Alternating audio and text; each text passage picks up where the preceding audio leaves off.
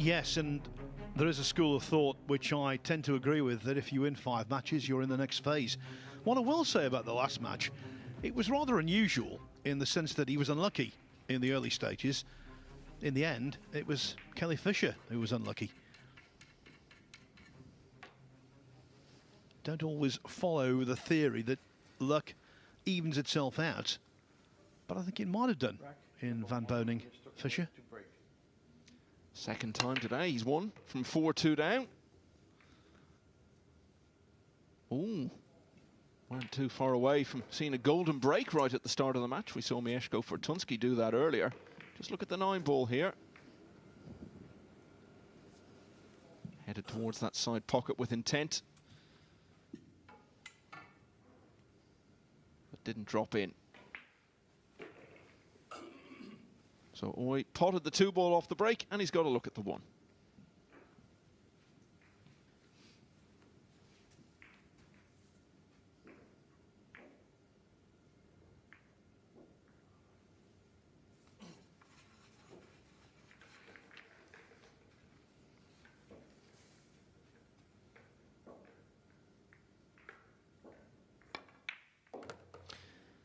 He's going pretty well himself. 3 wins from his 5 matches so far. Started with a defeat to Joshua Filler. As we see Skylar Woodward looking on in the background, supporting his Mosconi Cup teammate Shane Van Boening. But after that defeat to Filler, Oy played 3 more matches yesterday and won them all. Starting with a hill finish against Mieszko Fortunski and finishing with an impressive 5-1 win over David Alcade. In between, he'd beaten the other Spanish player in the field, Francisco Sanchez Ruiz. His only match so far today was a defeat by 5 racks to 2 against Jason Shaw. But overall, 3 wins out of 5. Put it this way, if you could keep winning 3 out of every 5 matches, you'd cruise into the next phase.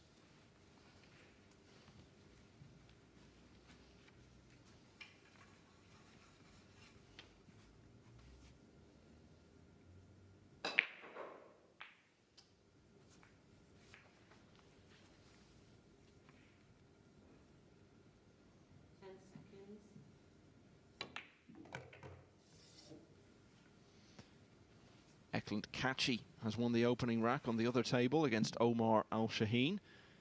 Both of those players with just 1 win so far, although Kachi's only played 3 matches. Al-Shaheen has had 5.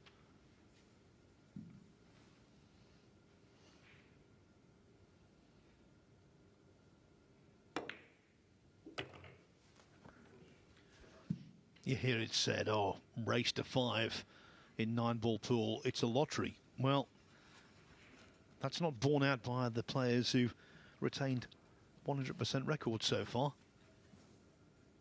3 of the best in the business. Yeah, he was eyeing up the combination there, but it wasn't routine. A chance for Van Boening to steal this here. Yeah, you're absolutely right, Phil, and yes, race to 5 is short, but it isn't a knockout event. You're going to be playing 15 of those races to 5, so it adds up to an awful lot of pool. Although you can't say it and prove it in any scientific sense. You feel the 10 best players between now and Friday will be the 10 who get through. And with his shot making, his expertise, his experience, and just raw ability, how can you possibly believe that Shane Van Boening won't make it through to at least the 3rd phase? Obviously, it's difficult to say who's going to make the last 4 and compete in the semi-final playoffs. But he's perfectly equipped to go all the way. And he's perfectly on the 9 here. So continues a good streak. He won the last 3 against Kelly Fisher. And he's won the first against Naoyuki Oy, picking up off that missed combination from the Japanese player.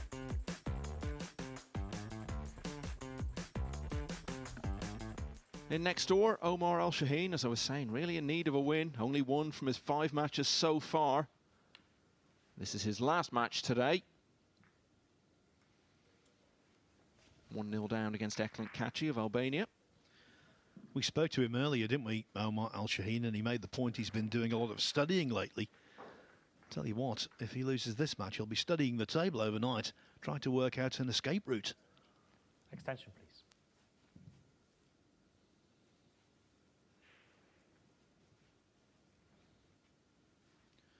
Tall, imposing figure, Kachi. You sort of feel, although he's had a very good career already, that we still haven't really seen the best of him in terms of producing consistently good performances in the big events. He's certainly got the ability. As I say, he has done well, but I feel there's a lot of improvement still to come from him. 1-0 in favour of Mr. Van Boening. Mr. Van Boening to break.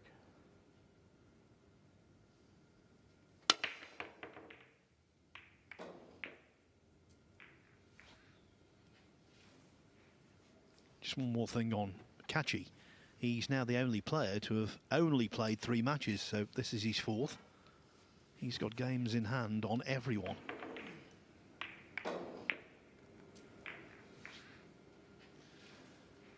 So Van Boening coming up dry.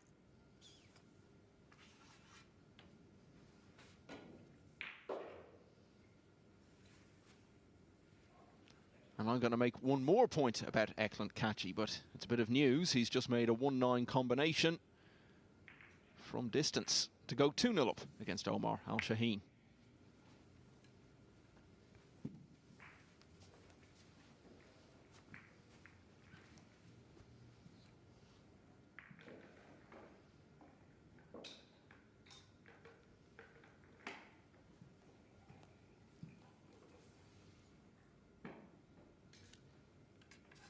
Saw Skylar Woodward in the background there. Of course, he teamed up with Shane Van Boening for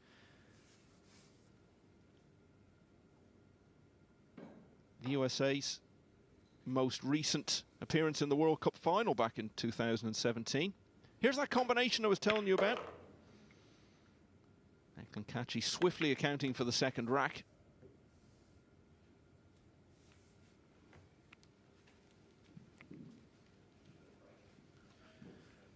Well, that was a typically nifty shot from Van Boening, but also almost the moment he played the shot,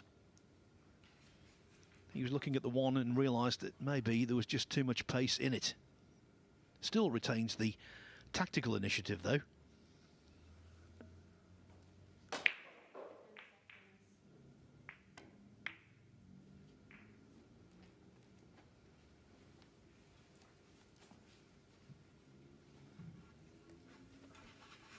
I thought he might have plonked Oy behind the 9 ball there. At least, though, there's almost maximum distance between cue ball and object ball.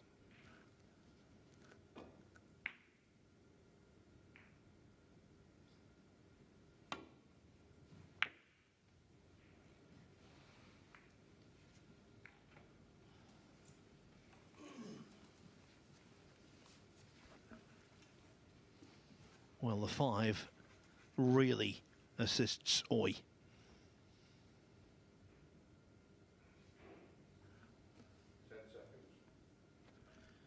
Not to mention the 6.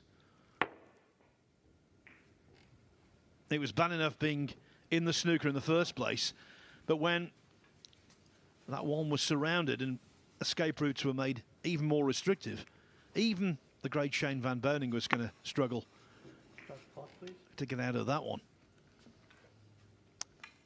Yeah, given the difficulty of the shot, he wasn't too far away from making contact with the one. But bottom line is, Oy has ball in hand. And look at the position of the balls.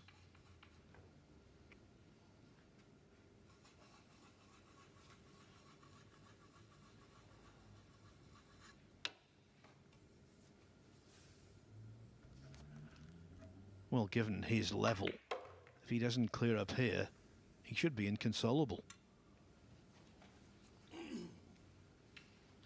Had a good year in 2021, semi-finals of the US Open. And he had some really good wins at the World Championship. Beat Alex Kazakis and Josh Filler on his way to the last 16. Francisco Sanchez Ruiz eventually ended his hopes there. Got to the final of the World 10 Ball in Las Vegas in September. Eklund Kachi, who's in action at the moment on the other table, was the man to beat him. Came within 1 rack of helping Japan into the semi-finals of the World Cup. where he's been on 2 previous occasions. Yes, because of his off-table antics, particularly in interviews. He was something of a sideshow, Oy, but we always knew he could be out there centre stage.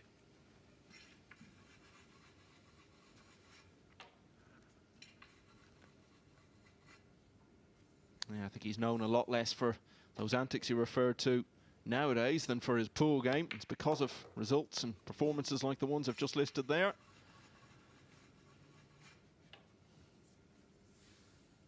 One of a number of players just steadily growing in stature in the world game. Most of them a good bit younger, but at 39 years of age, Naoyuki is definitely still improving as a player.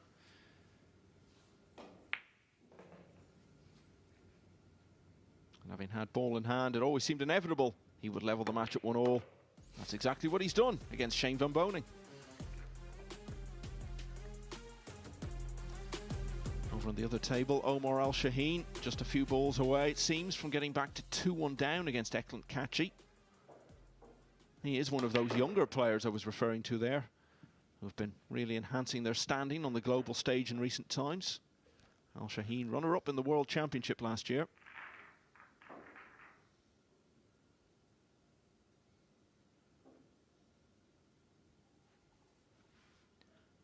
Undecided here.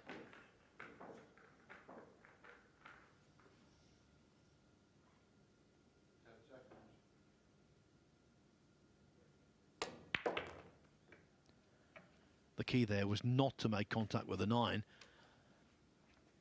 And he's avoided it. Yeah, plenty of scope for that to go wrong. But having cleared that hurdle, he's surely now going to get back to 2-1 down.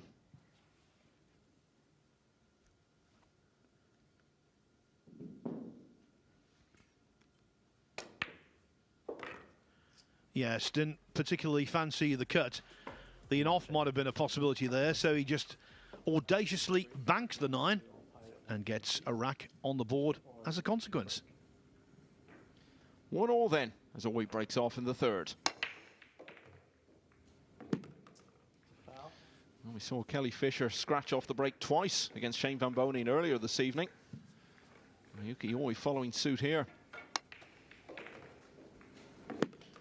How about Shane van Boning's missed 9 ball? Yeah, well, I mean, we were still getting our breath back after the 8 ball he'd missed a little earlier in that match. Yeah, that was a real shock. He won't miss a ball like that all tournament, you would think.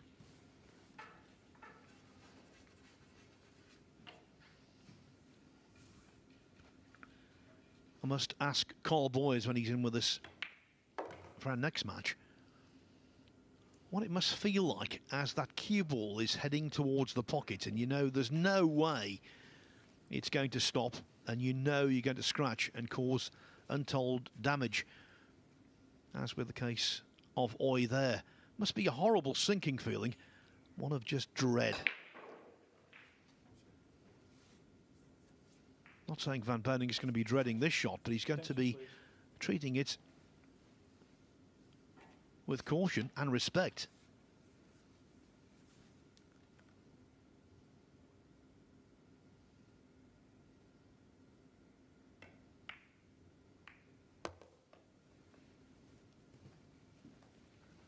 Looked simple, wasn't. Yeah, deserves a bit of respect for the way he played it. Really looks fairly straightforward from here.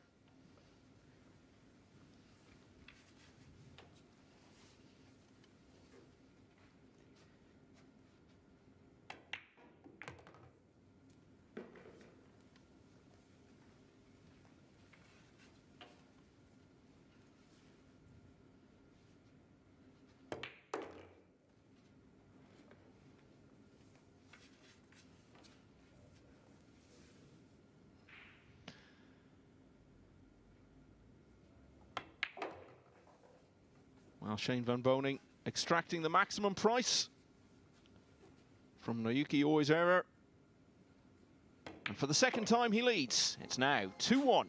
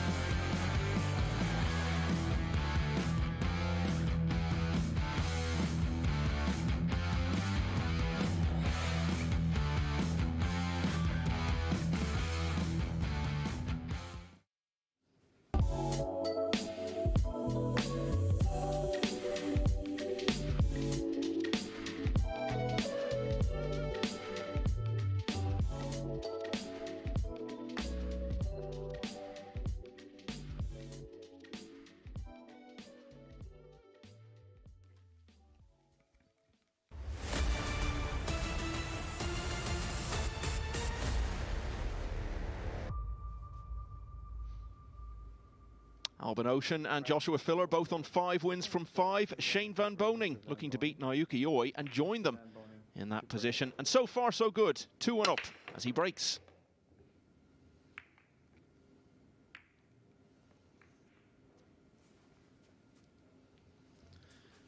And that's more like the famed Van Boening break we've become accustomed to. The question mark here, after the 1 went in, what would happen to the 2?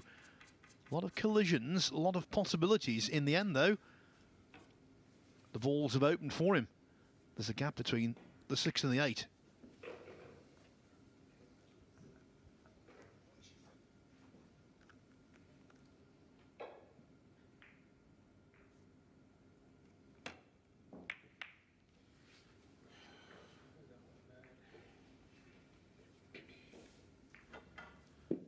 Well, Van Boening did his own commentary there. I don't know whether you heard. He said, that was so bad. And I can't disagree. Nowhere near. Yeah, he'd had the good fortune of the gap opening up. And of course, you've got to make something of it. Eklan Kachi now 3-1 up on table 2 against Omar Al-Shaheen. Remember, you can watch all the matches from the other table throughout the week on Matchroom.live.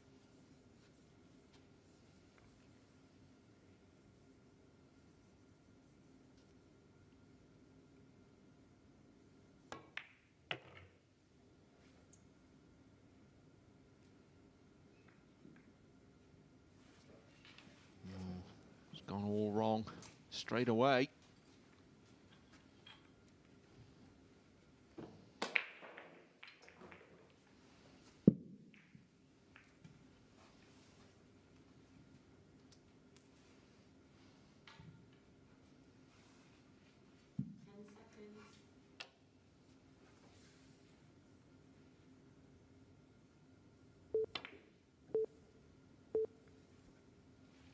Or has it? That was a valiant attempt to pot the 4. Now, is there a path through to it past the 6? That was where the 30-second shot clock makes a big impression on the length of frames, racks, matches. There's no way that Oi would have played that shot as quickly as he did had he not been forced to by the time clock. You were here at Championship League pool last year, Michael, when on the first couple of days there was no shot clock and it was quite tortuous at times, quite arduous. Yeah, and it didn't help any of the players because they were second-guessing themselves, overthinking things because they had the time to do it. And a lot of players, if they ran out of position, would sort of walk around the table not even looking at it for about 10 seconds first.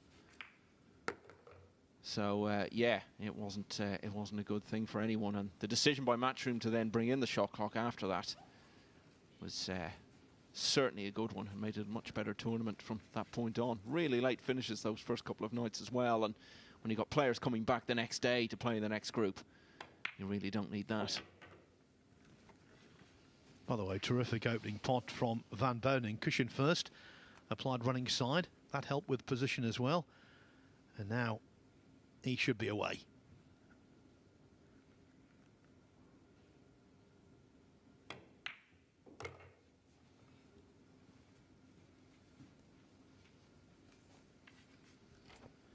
I must say, and I've repeated this on many occasions, there's an aura about Van Boening. He's won so much.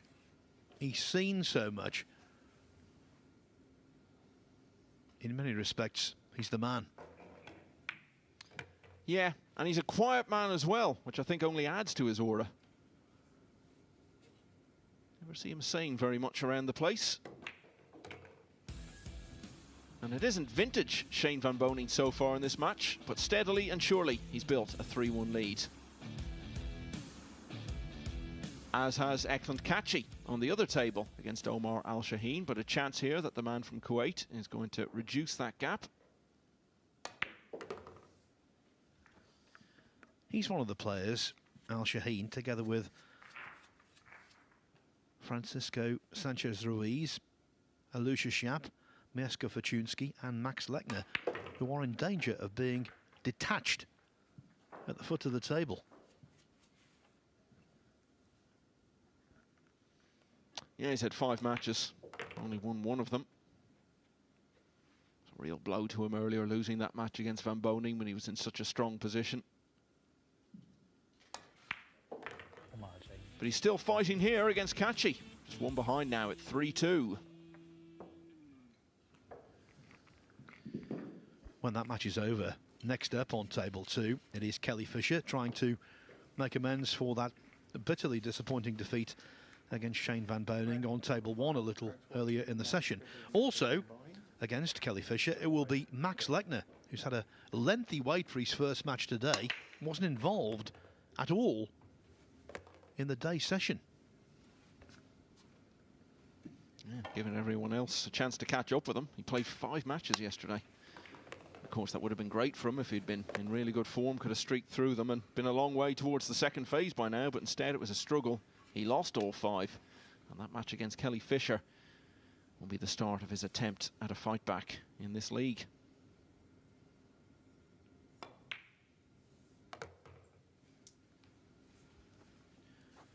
It was a very effective break from Oy.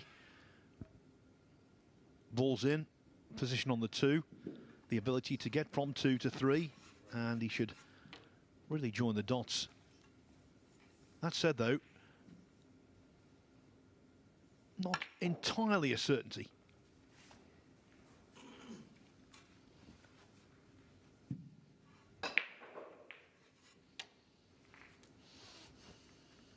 Because there is straightness of cueing required here. There has to be some form of question mark. Oh, well done. Very well done. Yeah, there was anxiety in the previous shot. He looked at the cue ball to see if he was going to get the distance he wanted on it. But that shot oozed confidence.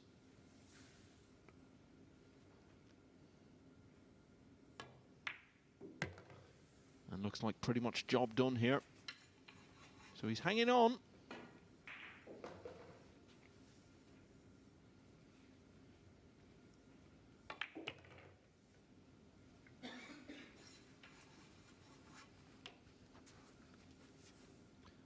And just 1 behind again now.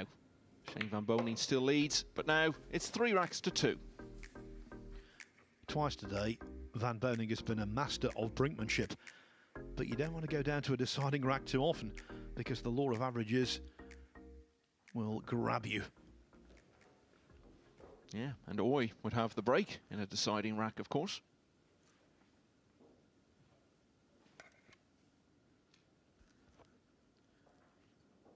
Just a brief glimpse of table 2 for you.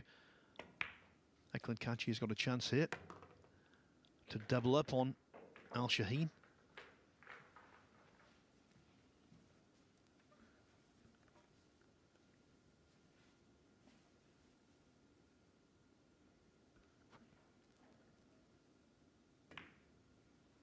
We're going to see Kachi in full on table 1 in a couple of matches' time when he takes on the so far undefeated Albin Ocean.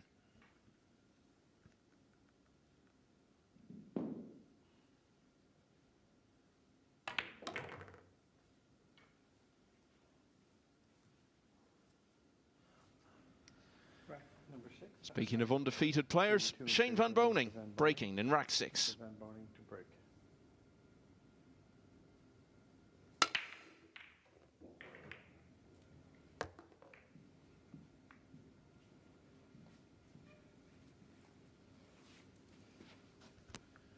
Well, I thought for a moment that was an absolute peach of a break.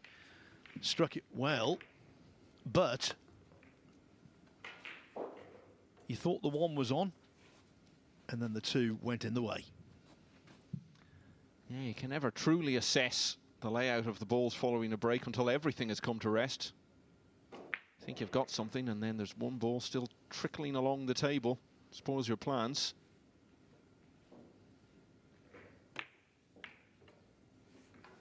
Attempted a tricky combination instead, and it hasn't worked out for him. When it comes to that kind of shot, he's right at the top of the list. He's a real shot maker. He's inventive, innovative, but when there's distance between the 2 balls like this, there's always the chance a shot like that can be misjudged, even by SVB. Attention, please.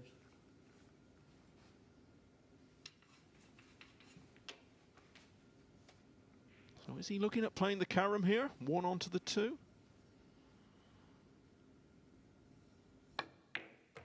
Yep.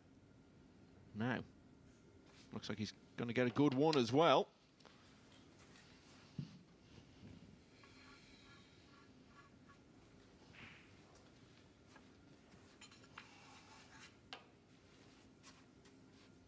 Catchy on the hill over on table 2. 4-2 up now against Omar Al Shaheen.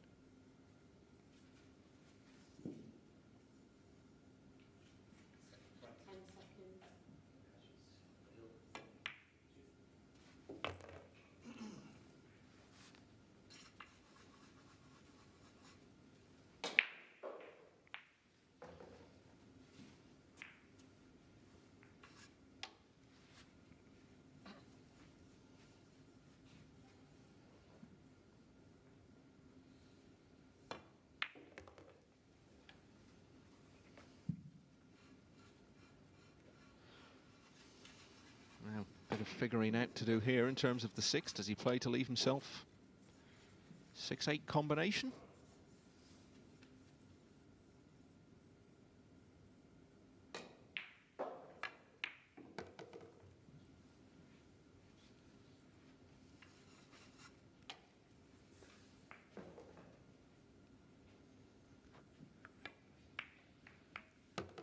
Yeah, that was exactly what he was looking at, and it was very straightforward to just roll the 6 over the pocket to follow. So it looks like 3-3 here, Phil. Yeah, that was a much simpler proposition than the 1-2 attempted combo by Van Boening that's allowed Oy to the table.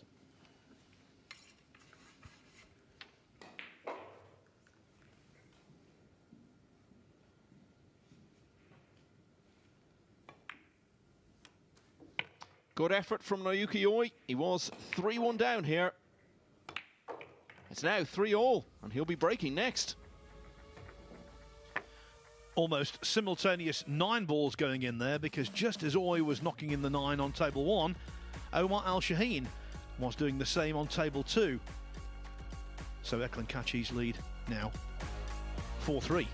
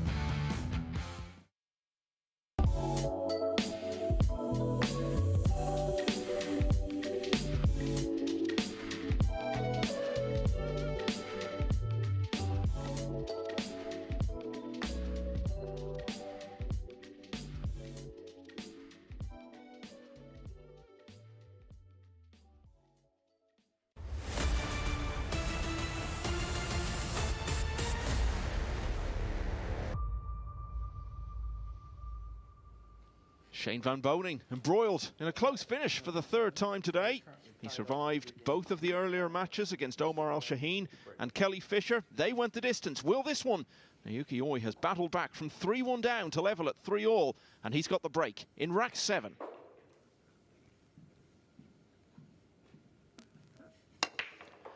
Yes, and potentially the break in rack 9 if it goes that far. So he's definitely got the advantage, which has been strengthened by the break-off he's made there. 4 balls down. Most of the work done already.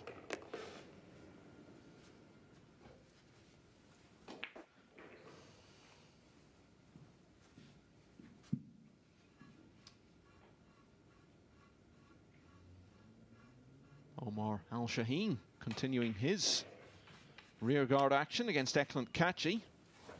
Looks for all the world like it's going 4-all there. He's on the 7 ball.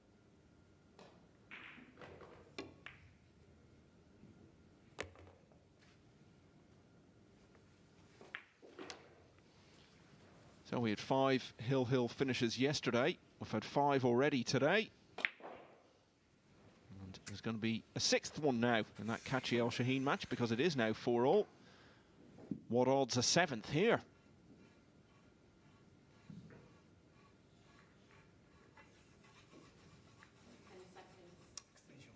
Extension, please.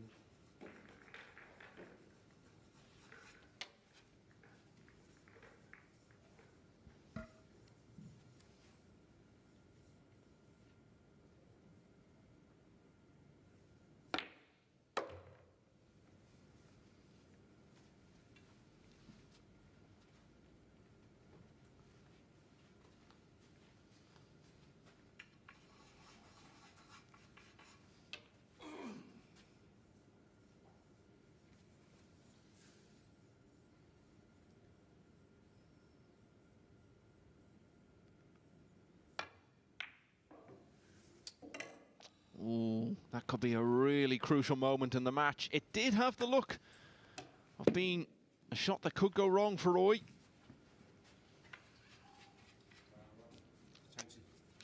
And we know how effective Shane Van Boening is at mopping up situations like this. Not entirely a surprise that he's missed that, you have to say.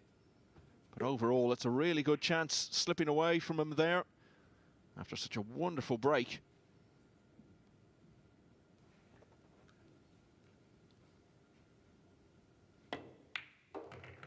That really was straight shooting from Shane Van Boening. Couldn't just dolly that green 6 ball in. Had to play it with a certain amount of force, and his positional play was on a dime. What a great shot. And how things have turned around now. Van Boening getting the momentum back. He leads 4-3, and now he is on the hill and breaking. I think it's fair to say today, and I think Shane would be the first to agree, that on occasions his opponents have let him off. And maybe Eklund Kachi has let Omar Al-Shaheen off the hook on table 2. Al-Shaheen looks like clearing up for a very desperately required 5-4 victory. Yeah, it can just take one win sometimes, if it's a good one, to turn your whole campaign around. And this is a really good one. Excellent fight back against a very accomplished player. Omar Al-Shaheen beats Eklund Kachi 5-4. It's only his 2nd win from his 6 matches, but it keeps him in with a fighting chance of getting through. And Kachi won't be happy with his situation. Only 1 win from 4 for him. And that's a really good way to end the day for Omar Al-Shaheen. Not required again on either table. So he goes to bed with a good feeling about the way it all finished off on day 2. It's only 6:30, Phil. I know that's the time you go to bed, but I imagine he's got plans for the evening before that. Well, Kuwait time, it's, what is it, 3 or 4 hours ahead? So maybe he's feeling as though it's a little later than it is. Right, time to stop digging, Phil. Let's see what Van Boening does here.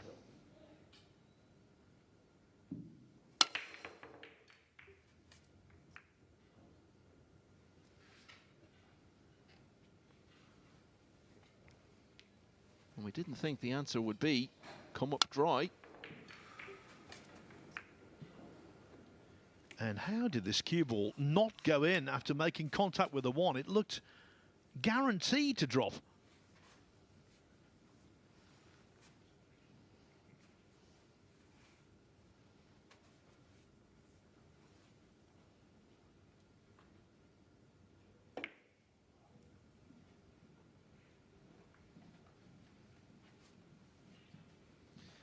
whole alternate break as opposed to winner breaks format really does so much to help the narrative along, because a moment ago we were saying Van Boening on the hill and breaking. And if Hoy can win this rack, it all shifts around, doesn't it? Because then he has the break in the last rack. The whole momentum and favoritism in the match can just change hands so quickly. Well, that was doubly disastrous. Obviously missing the one ball was the main thing, but also he's freed up the entire table.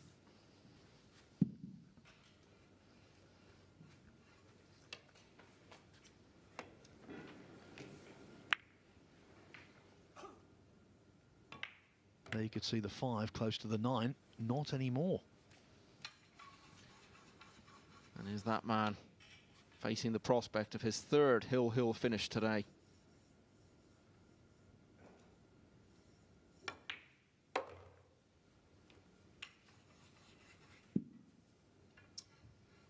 Kelly Fisher and Max Lechner just getting underway over on the other table. Remember, all the matches on table 2 available to watch on Matchroom.live throughout the 8 days here in Milton Keynes.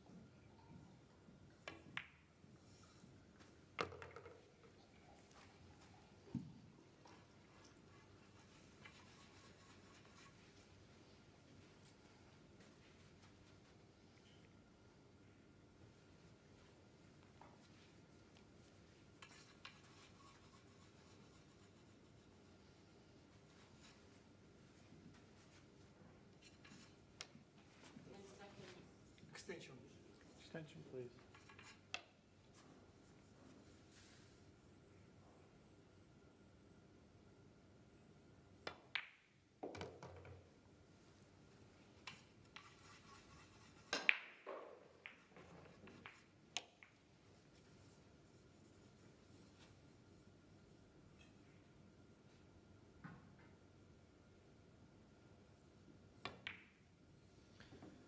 It's been around a long time at this stage, you know. Semi-finalist in the World 9-ball 10 years ago. Beat one Carl Boys in the quarterfinals before losing to Carl's mate Darren Appleton in the semis. And he'd been a World 10-ball semi-finalist even 3 years before that.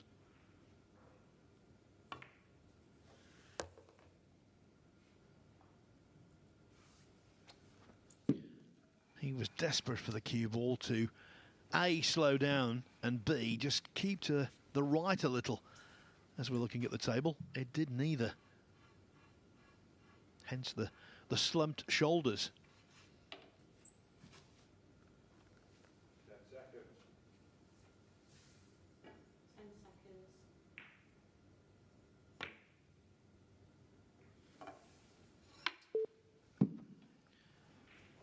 Well, if the 7 didn't go, and it didn't appear to, I think that was a shot of desperation. Yeah, and a bit of brain freeze as well.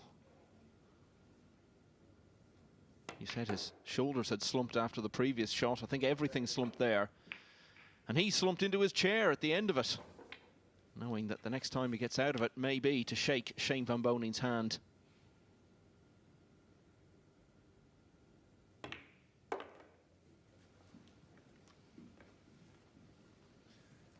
Well, he had to go the full distance to get his other 2 wins today.